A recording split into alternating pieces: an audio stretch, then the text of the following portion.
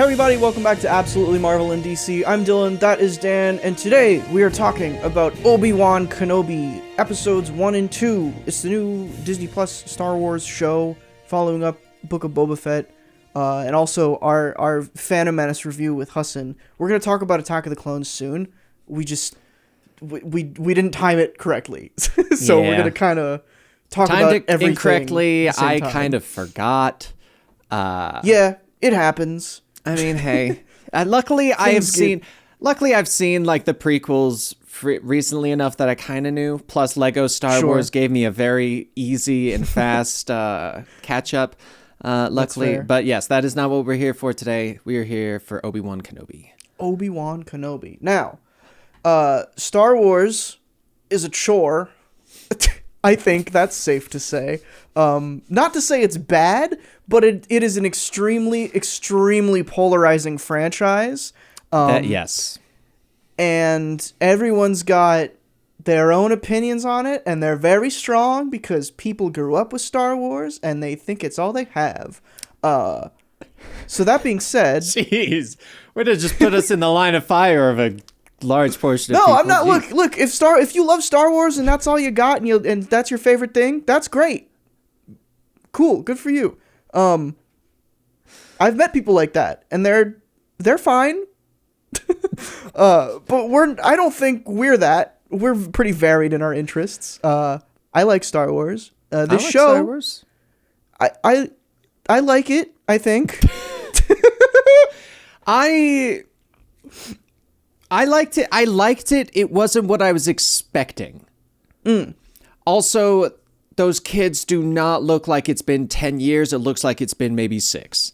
I'm not sure Luke if the directors... 10. Luke Leia looks does 10. not. Leia looks like she's... Leia, the director, I don't think really understands what a 10-year-old child looks like. Do we want to just get into Leia immediately? Because I think that is the biggest point of contention that people are having with the show so far. Yeah, let's lay the ground rules, because I feel like there's going to be things that are needed context-wise.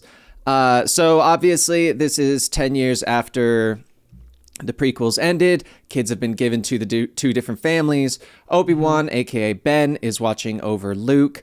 Leia is off with the Organas.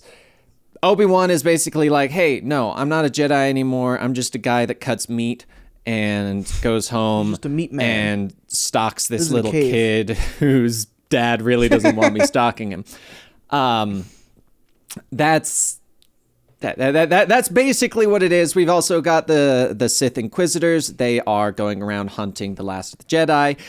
We start off with some weird random Jedi who was honestly such a bad Jedi that I'm surprised he lived through Order 66. Not entirely sure how that was, but that was one major of a plot device of a character. He dies. We learn that there's the third sister, I believe is what they call her, of the Sith Inquisitors, that is really hell-bent on finding Obi-Wan Kenobi. I don't know about you. The vibes of her wanting to find Obi-Wan Kenobi is basically the same as Zuko in Avatar the first season when he must find the Avatar. It's been very long. No one's seen them, but they are hell-bent on being the one to find them. Which I'm sure that we'll get into that more in the later episodes. Oh yeah, we'll find out some sort of relation between them. There's a lot of weird criticism going around on this show so far, and one of them is like people are really not liking the third sister because she I don't get it. People are just like making stupid criticisms towards the show where it's like, oh, none of this makes any sense. Why does she know that Darth Vader is Anakin? Why does she want Obi-Wan so badly? And it's like, hey, maybe that's a plot point. Right. That one, I will agree, but there's definitely something behind the scenes. I have a feeling that it's probably going to be like she was a kid during that, and like there's some sort of relation. I think she was one of the kids at the start of the show. Yeah. Which, okay, I gotta ask. Didn't Anakin kill all the younglings? I thought that was like a whole big thing. We saw him kill one room of younglings. I guess I thought that was the all Inquisitors. the I know a little bit about the Inquisitors from playing Fallen Order and watching some of Star Wars Rebels, and I know a lot of the Inquisitors are former Jedi. So yes. I think what's happening here is probably off-screen, Vader gave a bunch of the younglings a choice to come with him or not, and he killed the ones who resisted him. Yeah, and Reva, third sister, is probably one of the ones who was like, okay, and went along with him. I could see that. That would definitely make sense, because if she swapped for him, that would also give her a reason to not know Obi-Wan, but still want to find him because of the relation between him and a legendary Anakin. Jedi. Yeah. And if you're a youngling on Coruscant in the like nearby the council, you're gonna see Obi-Wan. Maybe she's got a love interest with Vader, and she's like, "Hey, if I kill your old master, you'll fall in love with me." Because that's Sith logic. Hey, you know what? Power does amazing things for people, apparently. That's fair. I think my biggest complaint with the third sister was the fact that the other Sith Inquisitors were like, no, don't do this, but never really punished her or did anything about it. And I'm like, that's not very Sith-like. I would have expected something more than just, no. Like a slap on the wrist. Don't you be doing that. But yeah, so the start of the show, before we go into the Leia, because it does set the groundwork, we have Owen, who the actor's fantastic for Owen, Uncle Owen. Yeah, I thought he was great. He looks perfect for the role. He's basically like, hey, Ben, leave Luke alone. Makes the line of, you let his father die, we don't want you making that same mistake, which was kind of like geez, talk about a low blow. Yeah, like you trained his father. Okay, I was checking. It is the same guy from the prequels who plays Owen. Okay. Okay, so they did grab all the same which is actors. Like, this is kind of like another notch in Star Wars is like keeping their universe kind of cohesive belt. Like I've praised these shows for kind of making everything feel together across expanded media, where like, you know, you get like a BD droid from Fallen Order, which is a video game, showing up in a TV show, and there's this synergy that kind of works. And like Revenge of the Sith came out in 2008, I think, and now it's 2022, so like 10-ish years in real life since then. Like, you get the same actors, and like, you know, it just works. And it's like, yeah, cool, good job. It's one of those ones, because they also are aging in a way that makes them look like the characters that they were in the original trilogy as well. So it's like, good job on that casting right there. Yeah, it's a cool. It's something that you can't really do with like young franchises, but with a franchise that's been around for this long and has had such like a breadth of history. It's you know, it's interesting where you can slot stuff in here, and there is definitely something to be said about like, maybe you don't need to make an entire 6-episode show about like one line of dialogue from a movie from the 70s, but also we're going to anyway because we're Disney, so we might as well make it work. I will say my big complaint with that, of the whole this being between episodes, there's no real consequences with Obi-Wan, because you're like, I know he's alive. Yeah. I'm sorry, which is like, everybody's got plot armor in these movies and these shows, which, like, you know, but you could do interesting things with that, like in Mandalorian, where like nobody has plot armor in that show because it's just new characters. Yeah. Or you just make up new characters here. It's like, you know, or just fill in the gaps. Like, I know that was the point of Rogue One. We're going to fill in a gap. This show, we're filling in a gap. That's kind of been Star Wars' MO for a long time. And you can definitely tell interesting stories with that. I think it's at its best when they're doing new original stuff like Mandalorian. Oh, definitely. When they've got the kind of free reins to do whatever, really add different aspects to it, to go more into it and keep you on edge. I feel, agreed. Like, why do you think Ahsoka Tano exists? Because you can't make an entire television show in the span of like 10 years without new characters in it. Yeah. But so this one, Leia is one of the Organas. Let's go into Leia before the reason that Obi-Wan has to go. So first up, I want to say, someone in chat did say that the actress is 10 years old. Vivian Lyra Blair. I guess she just looks younger to me. Yeah, you can look younger. Her attitude was so Leia. I gotta commend that actress. This is the point where people diverge with this show, I feel. Okay. I'm on your side. Okay, I was like, I thought she was great with that attitude, that kind of spunk, that kind of sassiness to her. The word cringe is very difficult to describe. And I want to kind of play both sides of the field here because I know Star Wars is so polarizing. And I get it. Like, a lot of the criticisms of this show, I totally get. And one of them being that seeing a child actor who's supposed to be 10 years old being quippy and, like, snappy and everything, it maybe for you it doesn't work, and that's fine.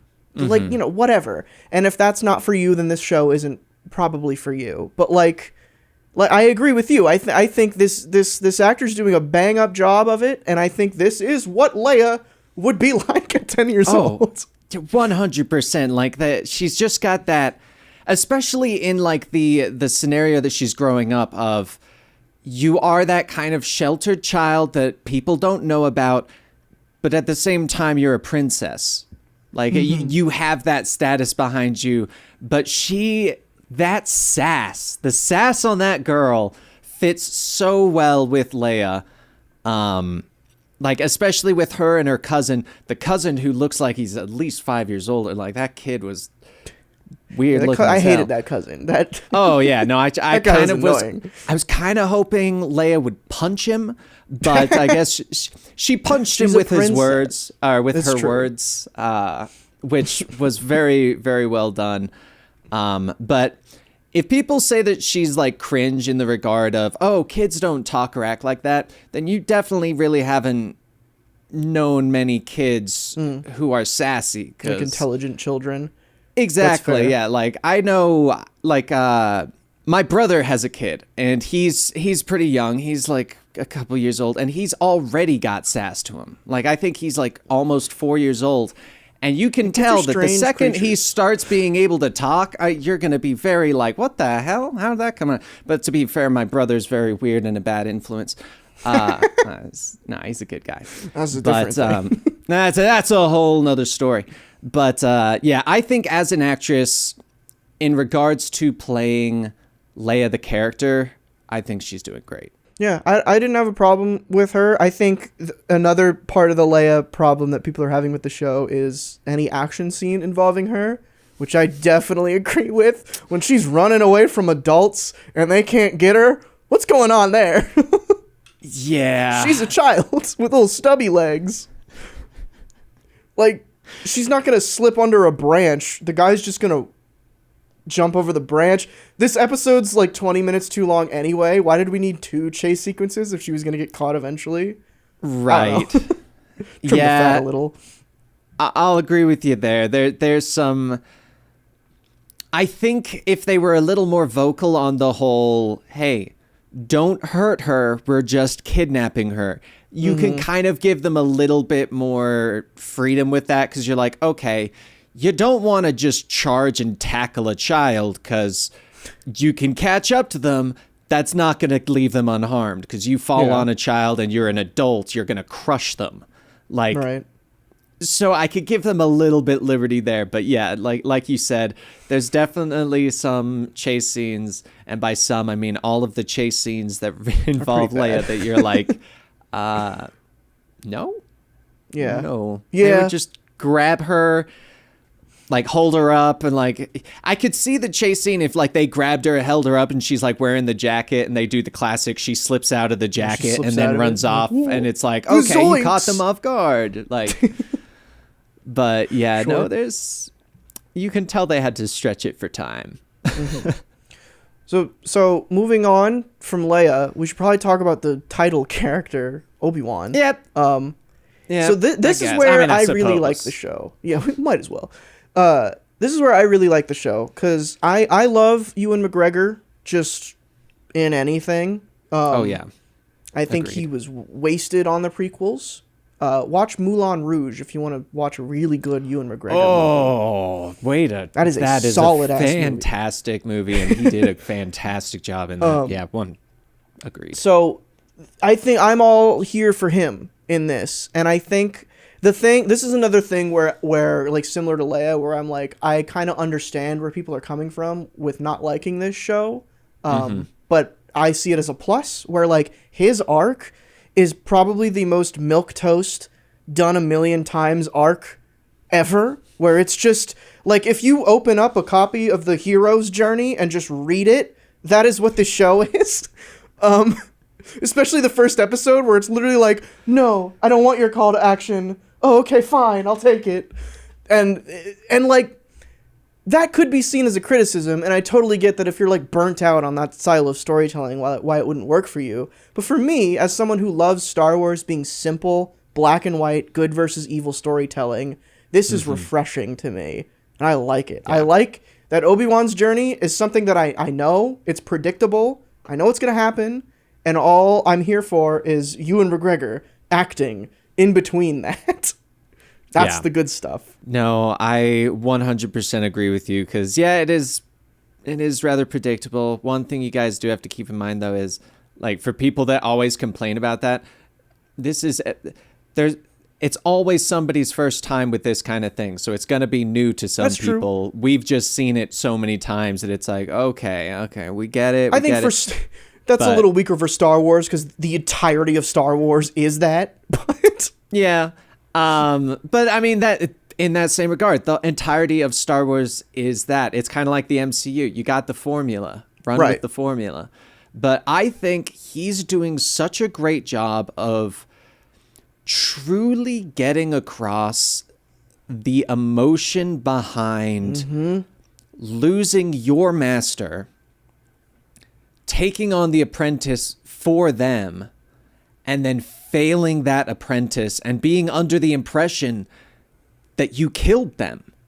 Like, because this is like if your dad and your son died and you're just still there. And you're the reason the son died. Like, and you are the one that, like, legitimately had to basically put him down. Like, it's, you saw so much of how much these different things can really corrupt someone that you felt responsible for. And you can really see just how much it pained him and affected him. It's really interesting because, like, in these three movies that really kind of are even more polarizing than anything in Star Wars, and a lot of people don't really like, you know, they stick with these character beats because they happened and they have to deal with them.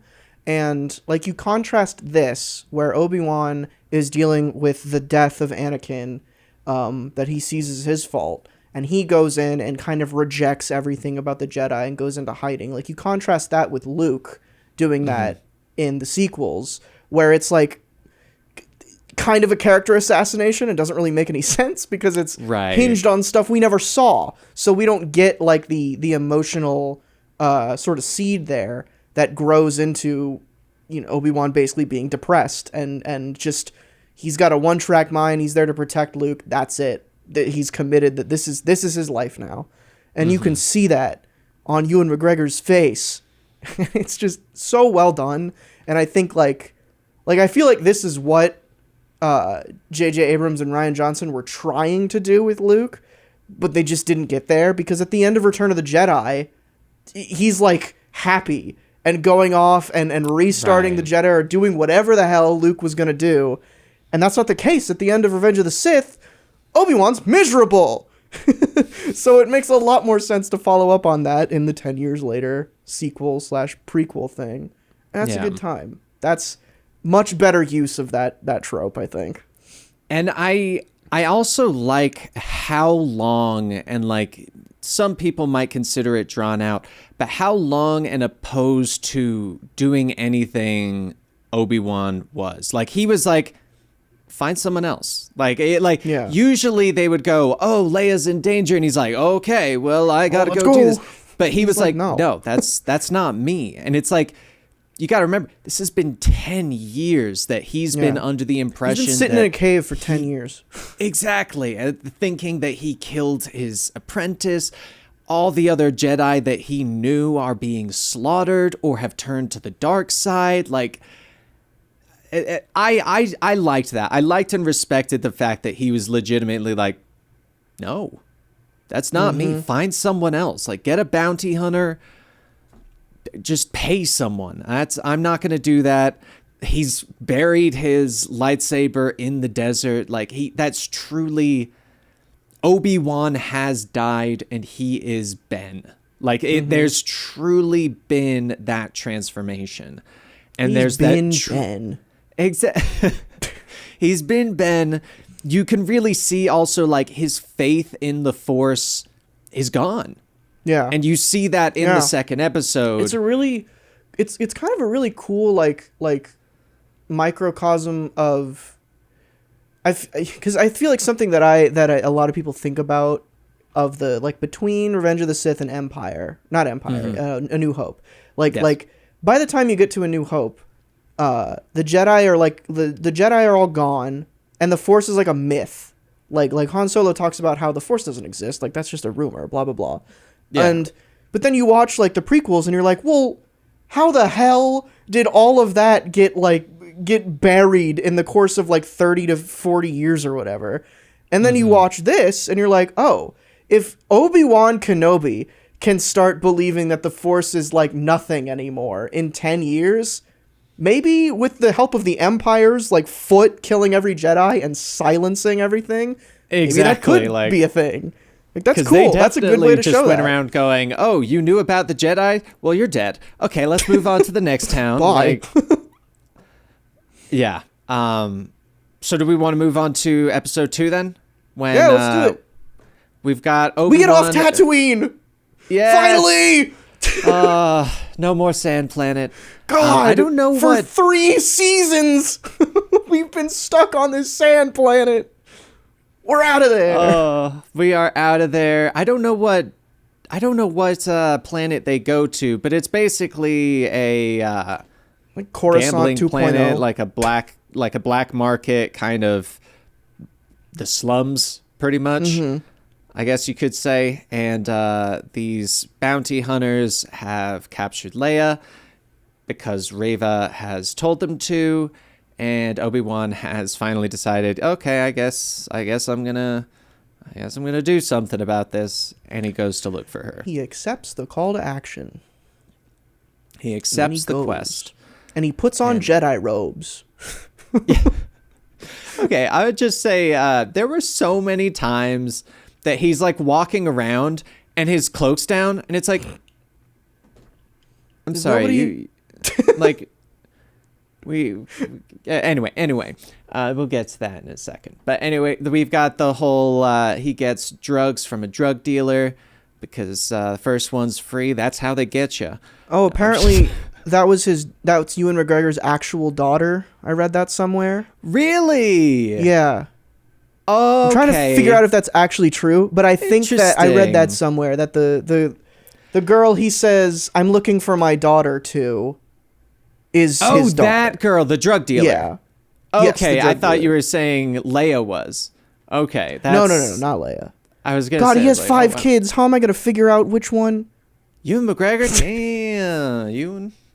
He's busy. Shooting them out. This man does not fire blanks. Hey, you know what? I'm fine with more Ewan McGregors out there. That's true.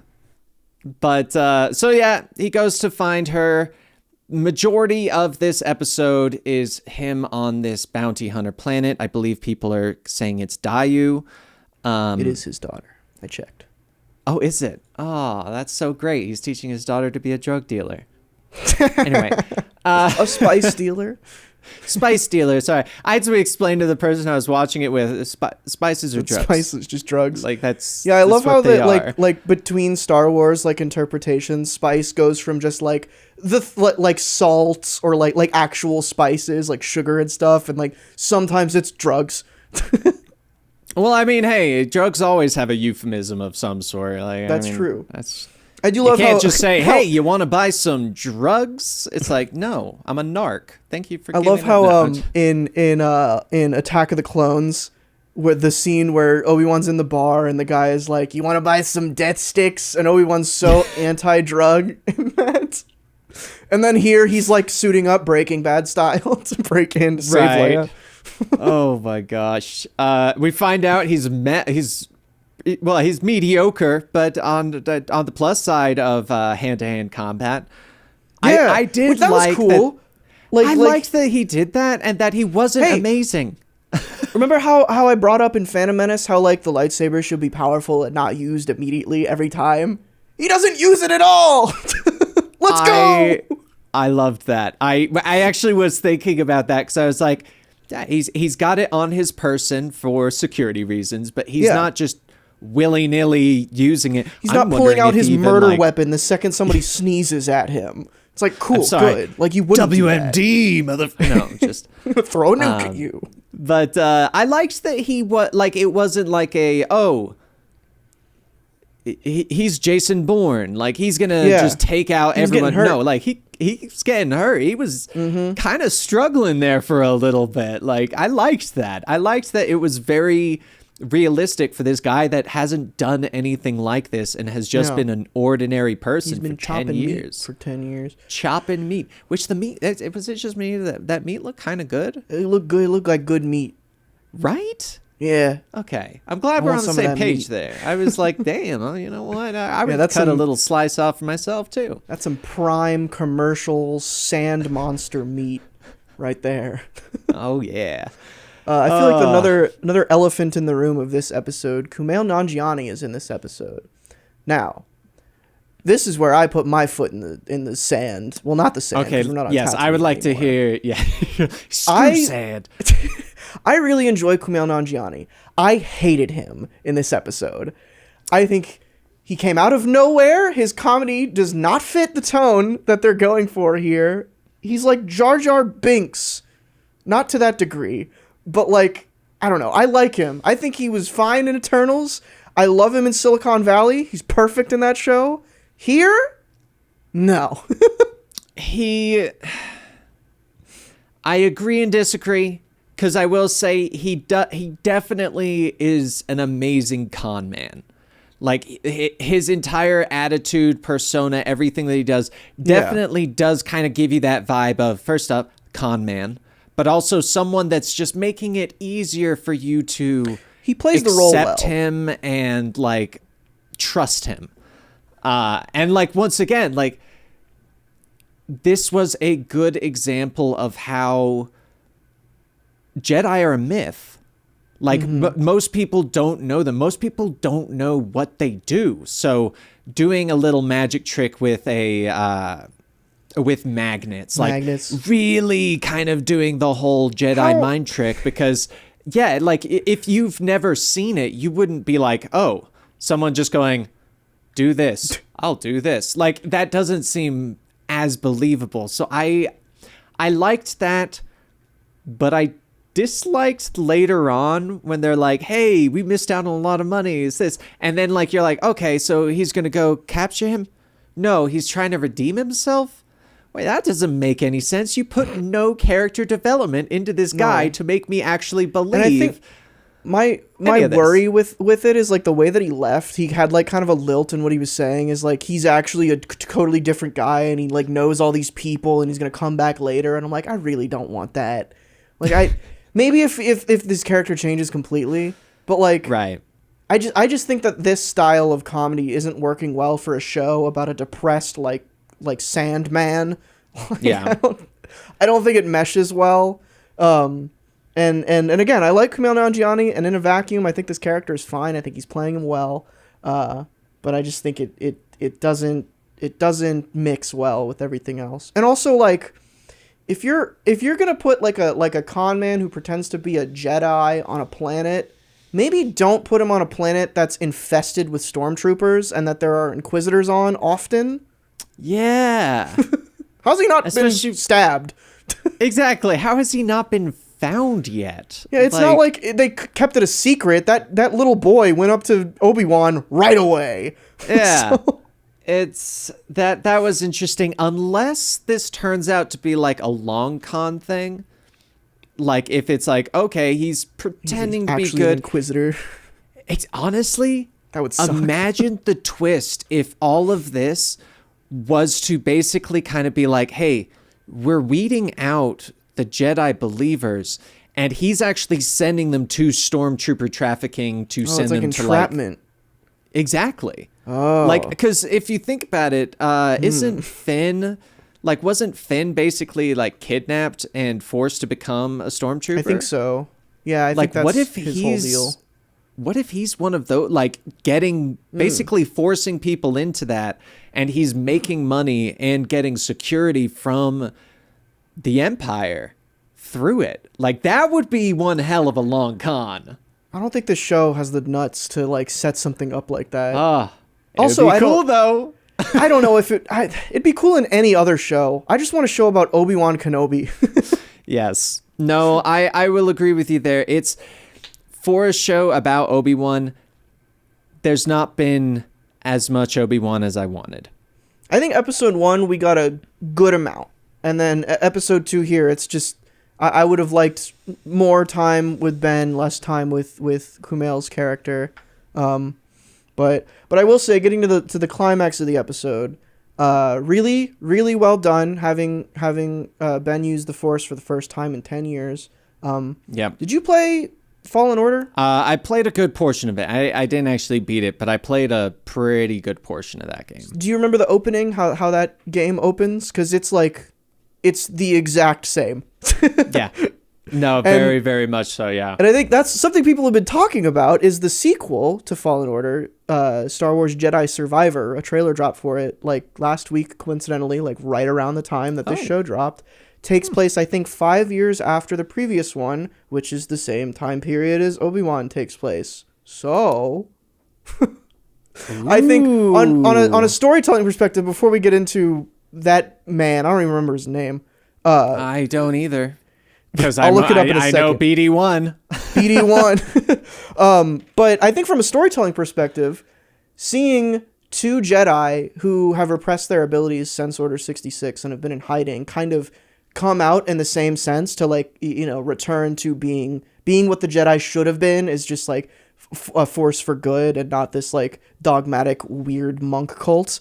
That's cool. Right. I think that's interesting lateral storytelling. I doubt it was on purpose. But if it was, cool. Yeah, you never know. Clearly, these people have seen or have know the notes of Fallen Order because of the BD droid in Mandalorian or in Boba Fett. But I can't remember. But there was